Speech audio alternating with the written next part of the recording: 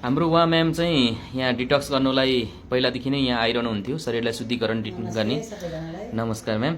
यो नेपालमै पहिलोचोटि आएको थर्मल मेरिडियन मसाजर मेसिन आज पहिलोचोटि यहाँ हामीले उद्घाटन गर्दैछौँ।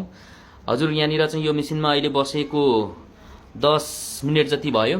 हजुरलाई कस्तो फिल भइरहेछ म्याम? यो एकदम रिल्याक्स, एकदम आनन्द फिल भइरहेछ। हजुर तातो पनि भइरहेछ, एकदमै रिल्याक्स भइरहेछ। हजुरको यो नसाबाटै तातो फिल आइरहेछ? हजुर एकदम तल खुट्टादेखि नै माथिसम्म जिउ सबै तातो भएर हुँदैछ। अरू थेरापी र यसमा हजुरलाई के फिल भयो? पहिलोचोटि हो सर, मलाई यो एकदमै आनन्द आयो। धेरै आनन्द आयो? हजुर एकदमै आनन्द आयो। पहिलोचोटि उहाँले यो थेरापी गर्दै हुनुहुन्छ।